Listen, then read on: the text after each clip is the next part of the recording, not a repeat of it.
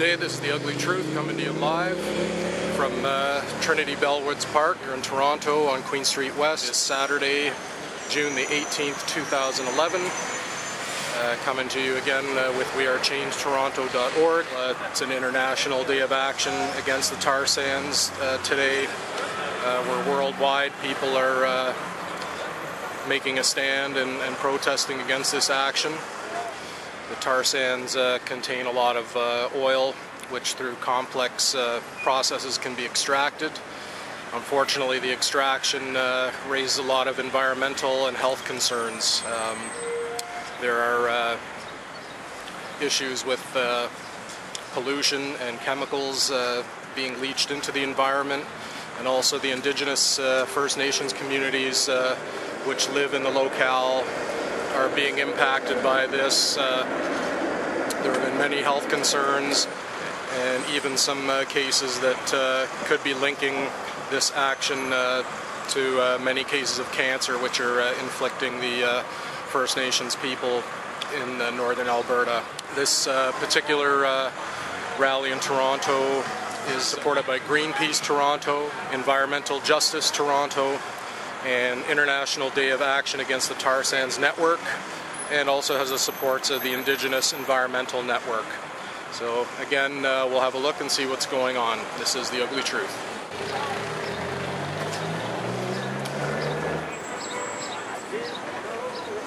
I get a little bit single-minded on things.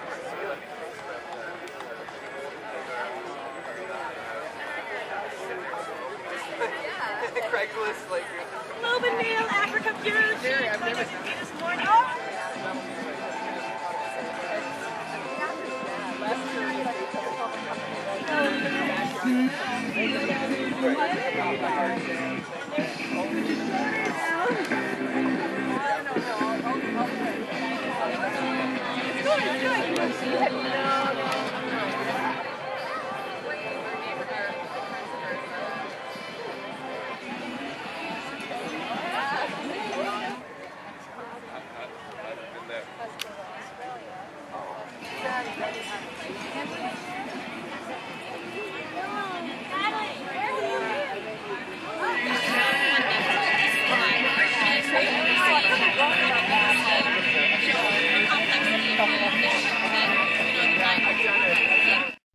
Tar Sands is parkland because of the reason around speaking.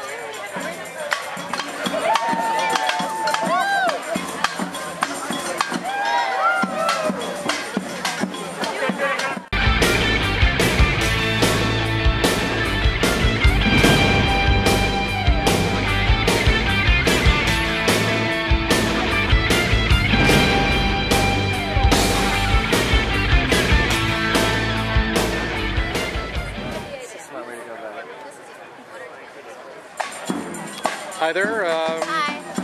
Why don't you please tell me your name and tell us why we're here today. Okay, sure. My name is I'm with Environmental Justice Toronto. In our group, along with Greenpeace and the International Stop the Tar Sands Network, we've organized this Tar Sands Festival in Trinity-Bellwoods Park today.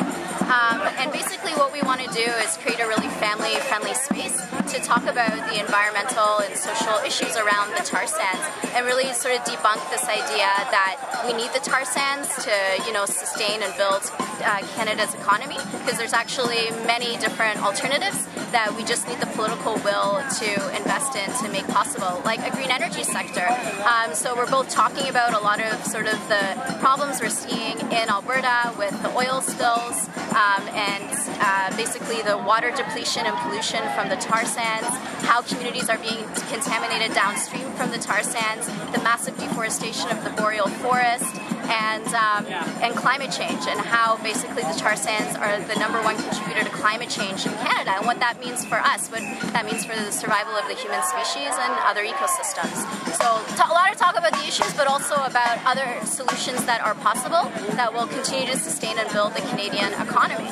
So have fun. We're making banners. We're sending messages to Little Buffalo, a community that's recently been hit with a massive oil spill in Alberta, to let them know we're thinking of them.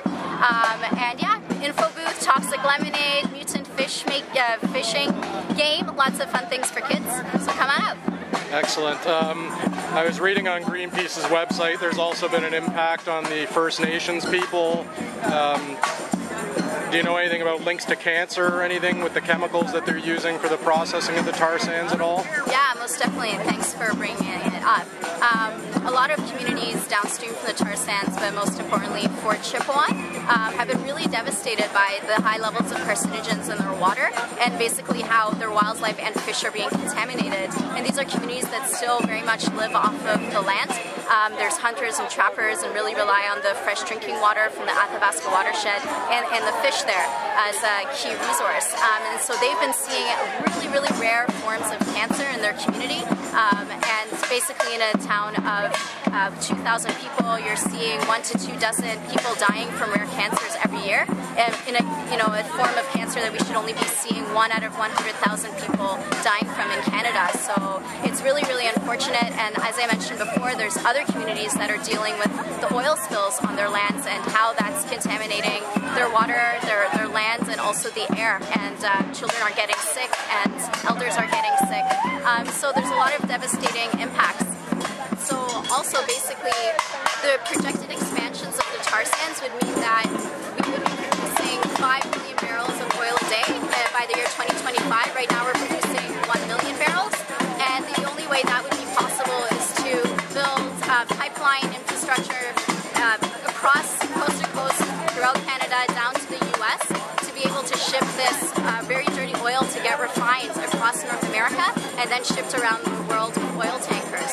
So you're seeing a lot of First Nations communities and other communities sort of along the path of the pipeline saying that no, we don't want this on our lands, we don't want our lands polluted, and we want to actually support other alternatives.